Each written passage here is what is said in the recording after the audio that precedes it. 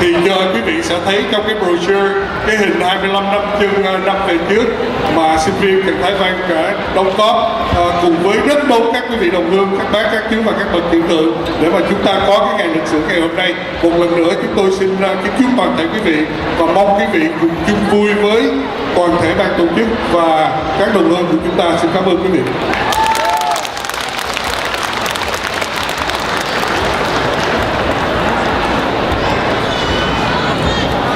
Dạ, xin mời anh Michael Võ và thị trưởng Tạ Đức Tiến và cũng như là phó thị trưởng Chị Đức Nguyễn dừng lại trên sân khấu.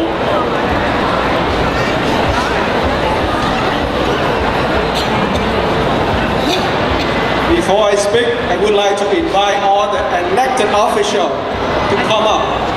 And I'd like to invite City Manager to come up, Chief of Police, Westminster Chamber of Commerce to come up as well. Chúng tôi xin chân thành mời tất cả dân cử của các thành phố và các cấp, xin mời quý vị lên sân khấu. In commenting area, so I donated my time so that all the elected officials can be on stage with us, and all you help us to do is to tell us your office and your title and a celebration that you are here with us today.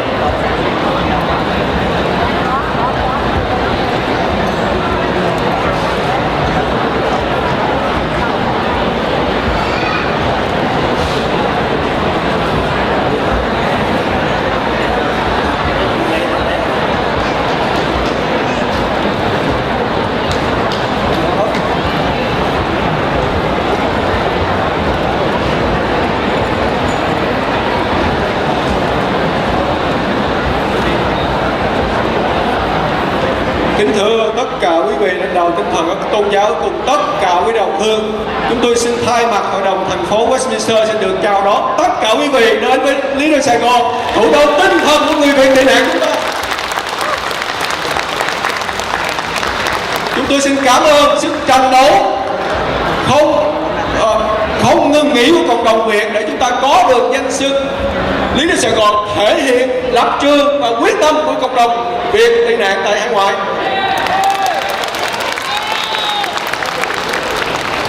Trong những năm tới, chúng ta sẽ tiếp tục phát triển Little Saigon và giữ căn cước tị nạn của chúng ta để chúng ta cho thế hệ con cháu chúng ta hiểu được rằng người Việt của chúng ta đến đây vì tự do và chúng ta sẽ chiến đấu cho tự do.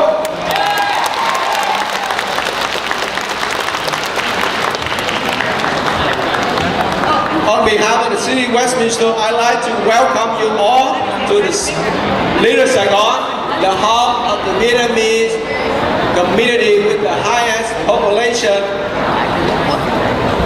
outside of Vietnam.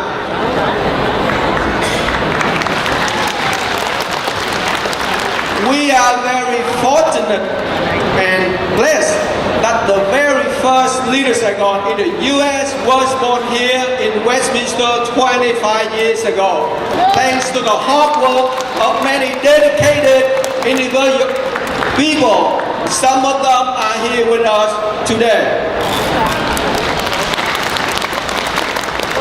25 years later, Little Saigon in Orange County not only has become the place to visit of many Vietnamese around the world, but what is more important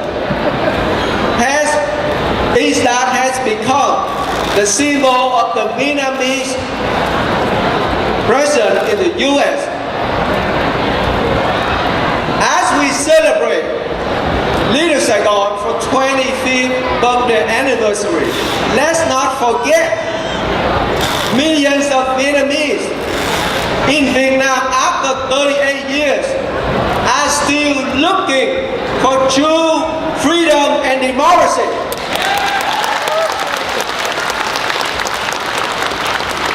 And we will continue to voice our concerns to fight for human rights and religious freedom in Vietnam. Thank you so much for being here, and God bless you all.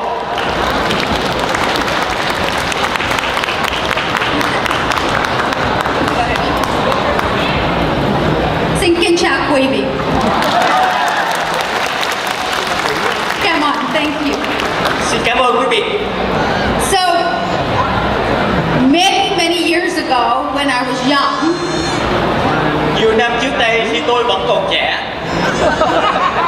I worked in a very tall building in the area. Tôi làm việc trong cái building rất là cao trong khu vực này. And like any young worker, I would stay late at night trying to show my boss that I was very good and working very hard to make the American dream happen. Như là một bao nhiêu người nhân viên trẻ, tôi đã làm việc ngày đêm để làm đầy đủ rất nhiều công việc để chứng tỏ cho cấp trên của tôi rằng tôi đã làm việc rất là cực khổ để mà đạt được cái giấc mơ người Mỹ của chúng tôi. And at night, the janitor, the man who would throw out the trash and would clean my office and the offices was Mr. Nguyen, a Vietnamese refugee who had come here to Orange County. Rất là hay là người lao công mà người đã dọn dẹp đổ rác trong văn phòng chúng tôi là ông Nguyễn, là một người Việt Nam mà người làm việc trong văn phòng của chúng tôi.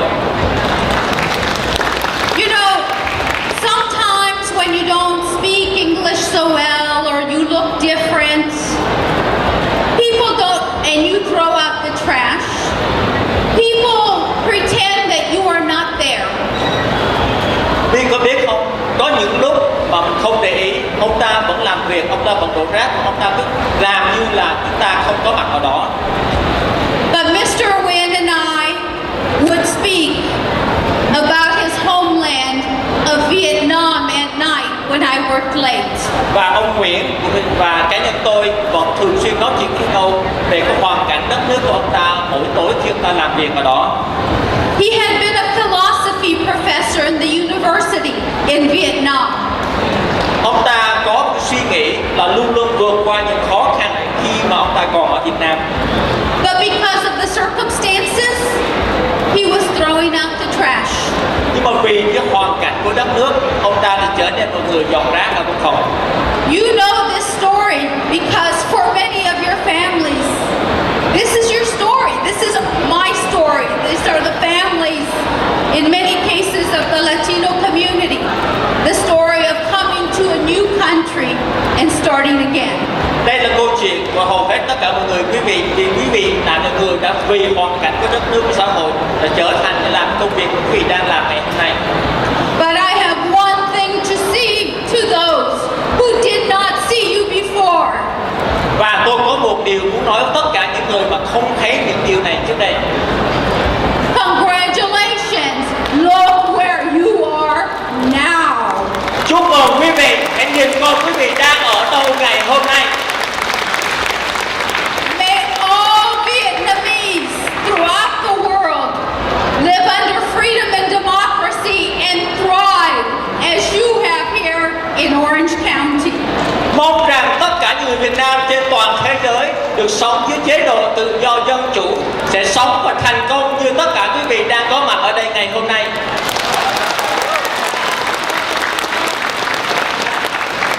Assembly Member Travis Allen, thank you so much for bringing us to celebrate what is a wonderful, wonderful story of the Vietnamese people. Thank you and come on. Cảm ơn quý vị, cảm ơn ban tổ chức đã mang lại một cái cơ hội rất tốt để nói một câu chuyện tốt đẹp của cộng đồng người Mỹ gốc Việt tại đây. Cảm ơn tất cả quý vị.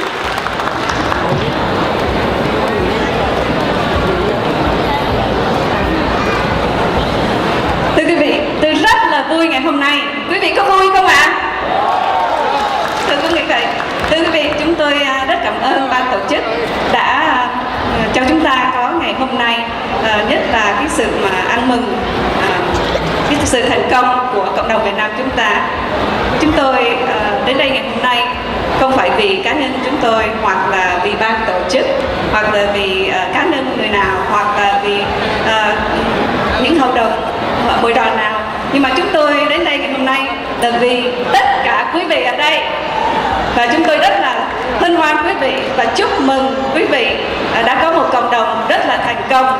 Trong đó chúng tôi muốn có sự ghi nhớ và ghi ơn các người mà đã xây dựng cộng đồng của chúng ta.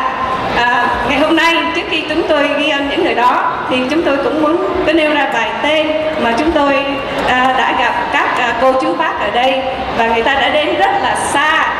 Người ta nghe trên đài TV là mình sẽ có một ngày 25 năm, và người ta đã lái xe rất là xa đến đây từ Auckland.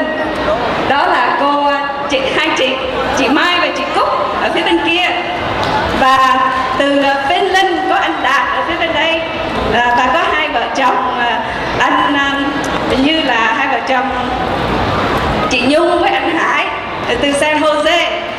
Họ không đến đây để đi chơi hoặc là để đi vacation, nhưng mà chỉ vì họ nghe là chúng ta sẽ có 25 năm ghi danh cái ngày mà chúng ta thành lập Little Saigon.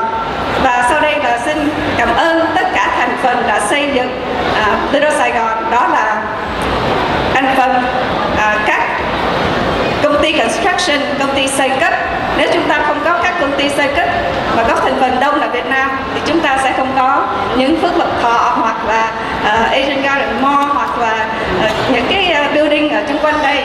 Và kế tiếp là các công ty về y tế của các bác sĩ, pharmacy hoặc là dentist, và sau đó là các nhà hàng cũng như là các công ty chuyên về những kỹ nghệ làm đẹp. Một trong những công ty đó là cũng có công ty của chị Bích Liên.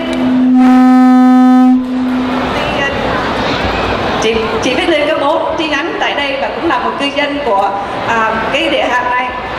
Và cuối cùng hết là nếu mà chúng ta không có được sự ủng hộ của truyền thông và báo chí thì chúng ta sẽ không có những cái loan tin và những cái information chúng ta cần để có một cuộc sống bình an ở đây.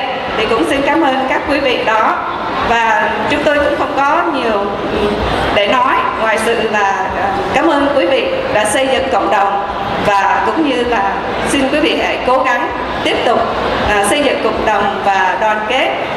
Chúng ta không có cần nói nhiều về cá nhân tôi cũng không có cần nói nhiều về chính trị ngày hôm nay, vì ở Little Saigon chúng ta đều hiểu, chúng ta đồng ý một điều là đây là thủ đô tị nạn người Việt, và đây là một cái nơi mà chúng ta chống cộng, phải không quý vị?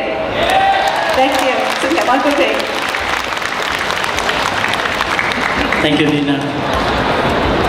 As the event co-chair, my name is Michael Vo, the Mayor of Fountain Valley. I want to welcome each and every one of you here to the 25-year celebration of Little Saigon.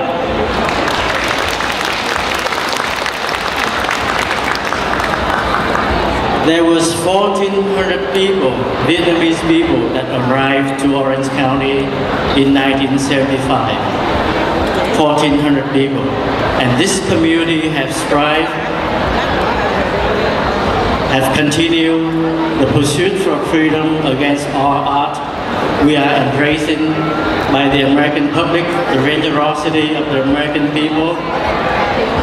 We was nurtured, embraced, and now, after 25 years, there was over 1,500 members of Vietnamese American in the Vietnamese American Chamber. That's how far we have gone. Thank you all for being here and being a part of this celebration. Kính thưa quý vị, 25 năm trước chúng tôi thật là hân hạnh và may mắn đã có mặt tại địa điểm này để nhìn thấy bản hiệu danh xưng Little Saigon được công nhận tại nơi đây, tại trong thương xá Phước Lộc Thọ. Chúng tôi nhớ là những ngày đó khi cái bản hiệu Little Saigon được đầu tiên được gắn lên thì đó là cái bản hiệu được bị đập phá, bị bắn bỏ, bị đốt cháy, bị chặt bỏ. Đó là cái sự hòa nhập của cộng đồng chúng ta vào nơi đây ngày hôm nay. Tất cả những gì chúng ta làm là cho thế hệ con em, là cho thế hệ tương lai. Và thưa quý vị, những gì mà chúng ta đã đạt được là để cho thế hệ con em của chúng ta tự hào là người Việt Nam, ngẩng mặt với cộng đồng người bạn. Chúng tôi chân thành cảm ơn sự hiện diện và có mặt của tất cả mọi người tại đây ngày hôm nay. Cảm ơn quý vị.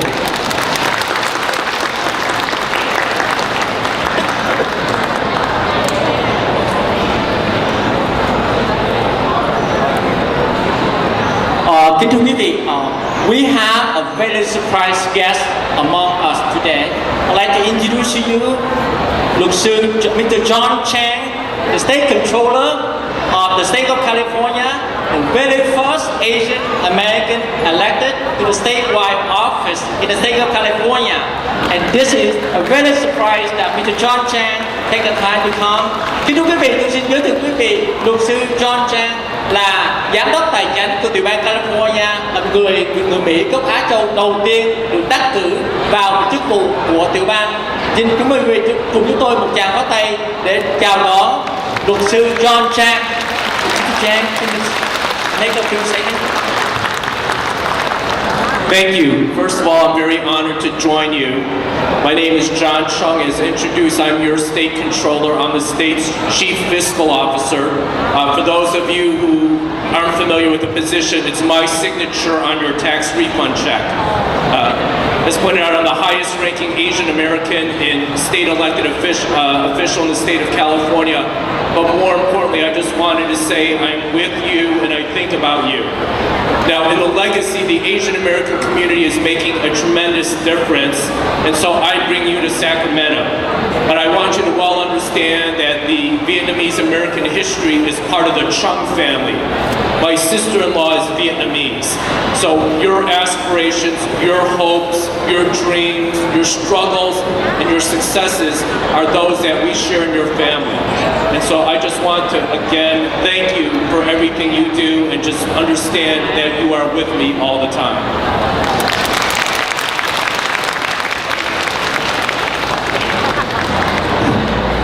My name is Dave Schaller, and I'm the staff mayor, and I'm very honored to be here because I first got elected in 1988, and my first visit was here to Little Saigon 5 years ago today.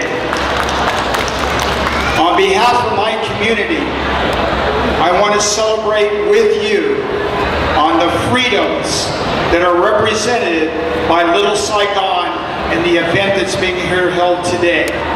We wish you the very best. Stanton, as your neighbor, will always be there for you. Thank you.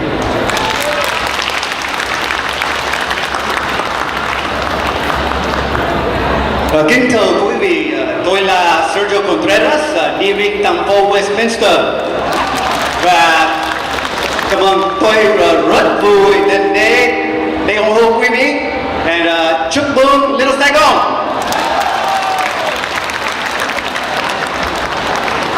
I'm Diana Carey. I'm Councilwoman from Westminster. It's just really a pleasure to be here today, celebrating the 25th anniversary of Little Saigon. But more importantly, we're celebrating your contributions to our country, which have been just so absolutely wonderful. And you have been such a benefit to America and to this area. And I would want to also just say very quickly, we have to keep up the fight for human rights. They're doing a symbolic hunger strike across the street today. Our hearts need to be with those in Vietnam. Thank you. Can I have the representative from Santa Ana come up to the center of the stage? Vince? Good afternoon. It's a great pleasure to be here. David Benavides, a member from the Santa Ana City Council, along with my colleague, Councilman Vincent Sarmiento. It's wonderful to be here in the city of Westminster. But one of the wonderful things as well is that years ago, when the first wave and families of refugees came from Vietnam, they were received in the city of Santa Ana with open arms. The Vietnamese community, Little Saigon, we consider Santa Ana being a birthplace, and it's wonderful to be able to see the community be as strong as it is. The city of Santa Ana continues to grow, and many of our new families are Vietnamese families that are enhancing our community. We continue to welcome you with open arms in the city of Santa Ana. We continue to support the Vietnamese community, Little Saigon, and as mentioned before, I had a privilege a couple of weeks ago to be in a meeting with the U.S. Ambassador to Vietnam, Ambassador Scheer, and one of the things that I spoke along with speaking out along with my colleagues was to challenge him that there's more that our government needs to do in the area of human rights, the Vietnamese community or the families out in Vietnam. So we stand with you and we celebrate with you today, this 25 years of Little Saigon. Thank you, congratulations. I I invite Steve Nagel and Mark McCurdy to come up and to briefly say hello to our audience. Here's Mark. Mark, stand over here. Steve. Hello, good afternoon. I'm Mark McCurdy, Mayor, City of Fountain Valley, and I'm here with Council Member Steve Nagel. And I'd like to say that I'm honored to be here today to celebrate freedom, the 25th anniversary of Little Saigon. Thank you for... Congratulations to Little Saigon on their 25th anniversary. I've driven by the sign for the last 25 years, and it's heartfelt that I see such progress in this community, and it's such a vital part of the city of Westminster as well as the neighboring cities. About 1 in 5 people in the city of Fountain Valley are Vietnamese, so we're very happy to have that. The contributions to the success of Orange County are very much. Chris Fan from Garden Grove, Chris Beer, Steve Jones, and I have all three of you guys briefly say hi. Dạ kính thưa quý bác, quý cô chú, con là Chris Fan, thành phố Garden Grove. Tôi rất hân hạnh đến đây để tham dự và chia vui với tất cả 25 năm anniversary của Little Saigon. Xin cảm ơn.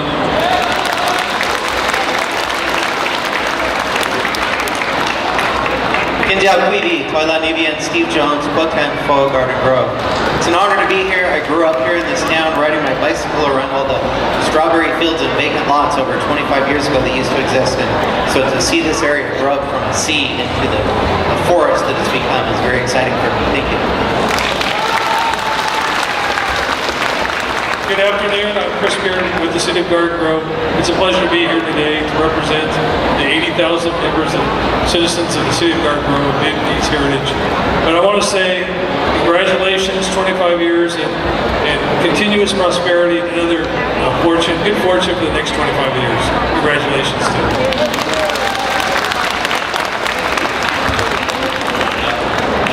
With that, can I have the two remaining school board member, Andrew Powell? Can you come to the middle of the stage? And you have about 15 seconds each. Rất là hân hạnh ở đây có mặt để chung vui với tất cả quý vị. Tất cả chúng ta đều có mặt ở đây rất là vui mừng cái thành lập của Little Saigon của chúng ta. Vì cũng biết ở Việt Nam chúng ta bị mất tên Sài Gòn, nhưng mà ở trên toàn thế giới chúng ta đều có Little Saigon.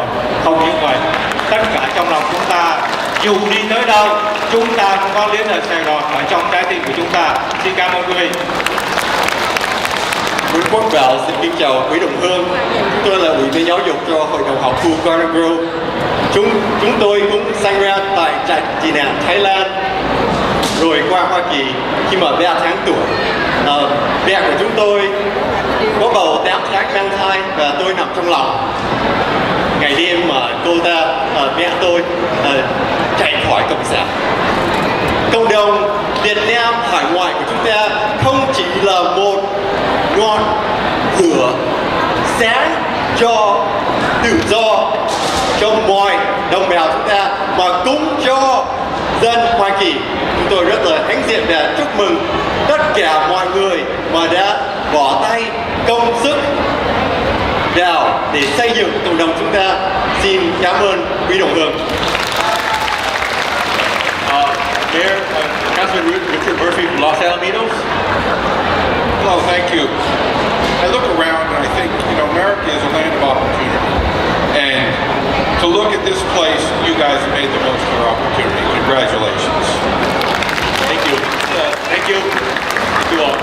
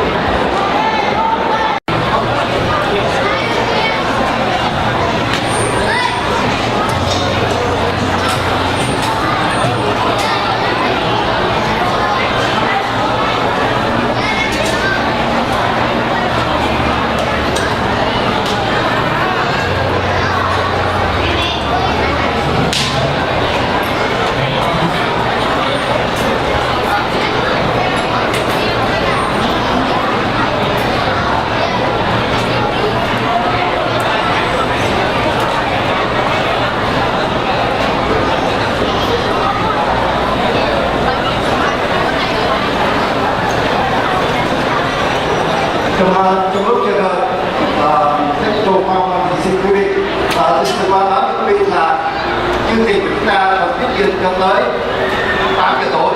Và sau chương trình này chúng tôi có tiệc liên hoan. Chúng tôi xin mời tất cả quý vị khách mời cũng lên để cùng với chúng tôi trong tiệc nhạc.